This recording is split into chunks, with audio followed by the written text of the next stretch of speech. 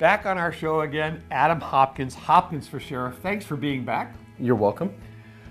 I've been out in the community and asked several times, where does Adam Hopkins stand on the Second Amendment rights, the rights to bear arms? Well, when you ask where I stand on the Second Amendment, what you're asking is, do I believe that we have a constitutional right to carry a firearm? And the Constitution in this Second Amendment absolutely allows for an armed citizenship. Initially, the Second Amendment was brought forth so that the citizens of our country could fend against their own government.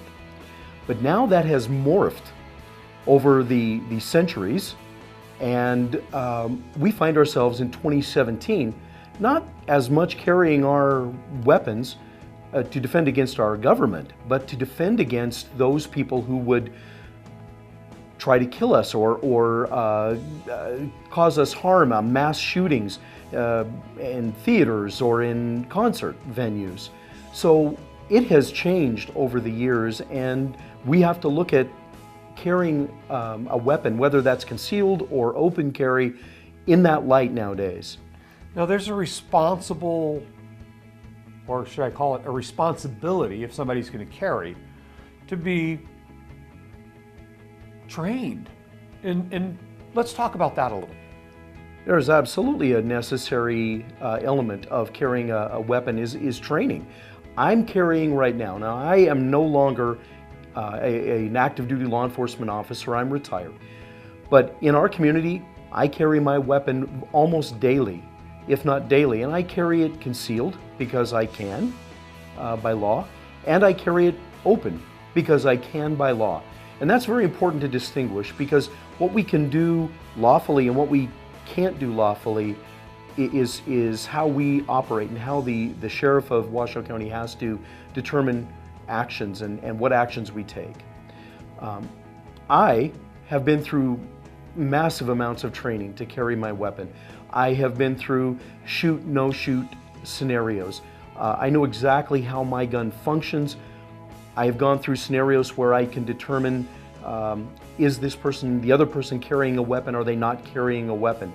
So that is something that the average citizen is not trained in. However, I am firmly behind lawful carry.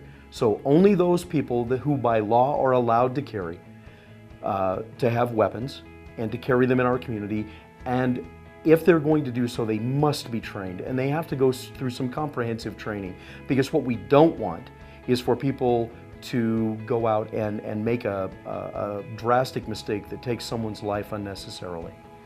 Well, we don't want to create a community of vigilantism or vigilantes, and like you said, it can lead to potential errors. You mentioned training. I really want people to understand, you, with your training, armed, can provide a line of defense in a situation where you could potentially save lives. Now, something else you mentioned to me is that you have been licensed to carry most of your life, but you said to me, my weapons have never killed anybody. So 26 years total in law enforcement, and you've served in the military. That's a profound statement. So let's talk about firearms and how realistically dangerous they are when they're carried by proper individuals. Not one of my weapons that I've had throughout my life, loaded or unloaded, has ever shot someone by itself. It has never gone off by itself without me pulling a trigger. It's never injured anyone. At my home, all of my weapons are either in a gun locker or in a location where only I have access to. It's very important that we be responsible gun owners, because without responsibility, bad things are going to happen. It's inevitable. Guns are dangerous. They were designed to be dangerous. So it's incumbent upon the responsible gun owner to make sure that we make it as safe as we possibly can, while still protecting our family and ourselves. Let's talk about the other side of this. Well, you are for the Second Amendment and support and will protect those rights as sheriff. There are people that shouldn't possess firearms. Let's talk about those, because you will also support and enforce that side of the law as well as sheriff. I certainly will. The people that should not, by law, be in possession of a weapon are those people who have committed domestic battery, those people who have been convicted, not just arrested, but convicted of a felony crime, anyone who has a violent history, those who are profoundly mentally ill, that would not have the capacity to understand what they were doing, or those who fully have the capacity to know what they're doing but have evil intent. That's what these laws are designed for. What I want the citizens of Washoe County to understand is that it is not my intent, nor is it my job, to go into your home and take your weapons, whether that is your hunting rifle, your handgun, your AR-15. If it ever became law and the responsibility of the Washoe County Sheriff, I would have to uphold that law. But as it stands today, that is not the law, and I have absolutely no intent of going in and depriving anyone that has a lawful right to own a weapon to have a weapon. Bottom line is, you're going to uphold the law, and you're going to protect people's rights, and you're going to also protect people. That's exactly the intent of the law, and that's exactly what I will do as Washoe County Sheriff. There is something else I have to talk to you about. Recently, across the news, across the radio, in the newspaper, there's been a discussion, a rather limited one, and one that has a lot of inaccuracies in it, on in-custody fatalities. And I want to take a minute and review that. We've talked about bits and pieces of your stand on those issues, but I really want to dive into that right now, because one thing that came out recently was an inaccuracy on what excited delirium really is. And so I'd like you to kind of share what was said and what the truth is about excited delirium to start with. No problem at all. I'm a certified instructor in excited delirium, so I welcome this question.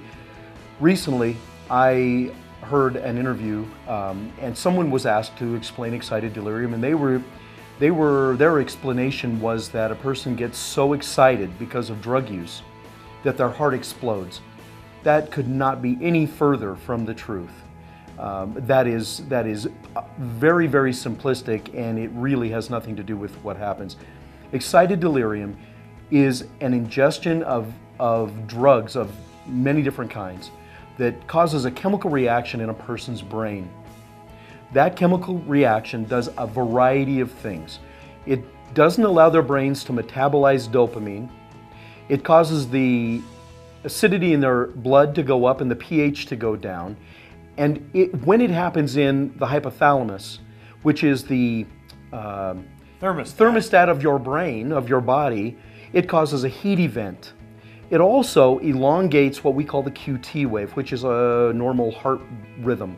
It elongates the QT wave, and the longer that gets, the more likely there is going to be a heart event. So all of those things coupled together cause sudden death, cause the heart to stop. Doesn't explode, simply stops. And this is all in combination with the excitement of not just an arrest, but even sometimes a altercation during that process, that all of this excitement builds up, this heat event happens, and the QT stretch.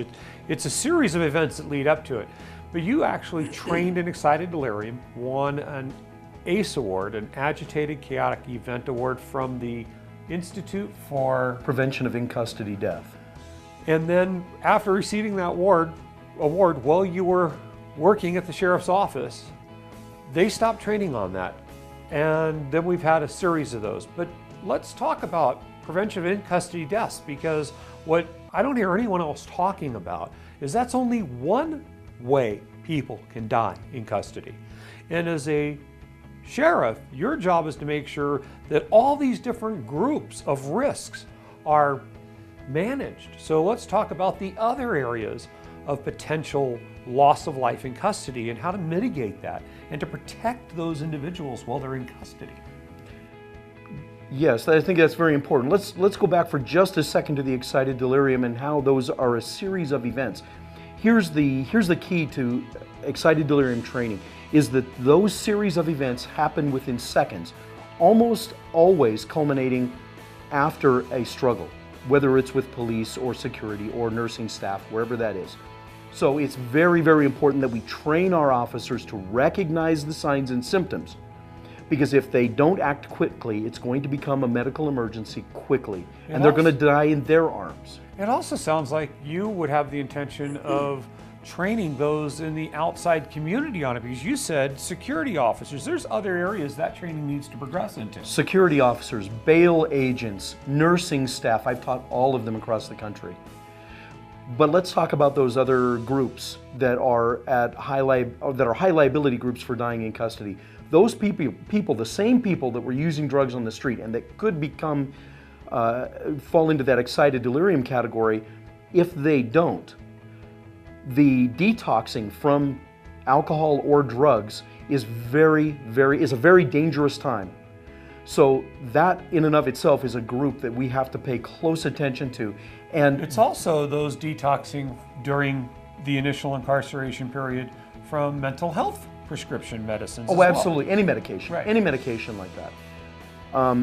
And that falls not only on the deputies, but it falls more on the medical provider. That medical provider has to understand the dynamics of detox. They have to have a very stringent protocol for that and make sure that they are on top of that all the time with these people, because it's a very critical window of time where they could die in custody. Another group, we've mentioned this before in other episodes, the LGBTI community.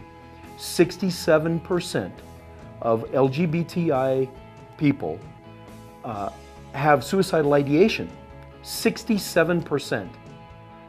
38% of those actually try to attempt suicide. So when you put somebody in an incarceration setting, their life is a mess at that point. They may be losing their job, they may be losing their family, any number of things. They've lost their freedom. They may not be able to get out because they don't have bail. They may not have a place to live when they get out. So that just increases the likelihood on top of other things that are happening in their life without being incarcerated. We have folks that are just experiencing issues while they're in custody. If you were an inmate in custody and you were called to be told that your wife or your husband was taking your children away and you wouldn't see them again, I can tell you from experience, being a father and a grandfather, that would devastate me. Our deputies need to be able to recognize that. And the only way that you can recognize that kind of change in a person's behavior is if you are constantly with those people, watching what they do each and every day. Now, this is a completely different conversation we're about to have, because you've talked to me before about this. It's a model that when the Washoe County Sheriff's Office was originally established, that model existed called direct supervision, and we've gotten away from that. And I think it's really important people understand, first of all, what is direct supervision? I think we're already explaining why it's important. And can you make that a policy again? Can that be brought back? When I'm elected as the next Washoe County Sheriff, I will bring back the direct supervision model so that we can positively affect the lives of our deputies, positively affect the lives of the inmates that are in custody, and positively affect our community. One other way that we will positively affect our community is by creating what I'm calling a ground zero unit. That will allow us to take the folks that come into custody that are drug addicted, alcohol addicted, or have some mental health issues, that want help, that want intervention, to get intervention while they're in custody. They will be provided that direct supervision model.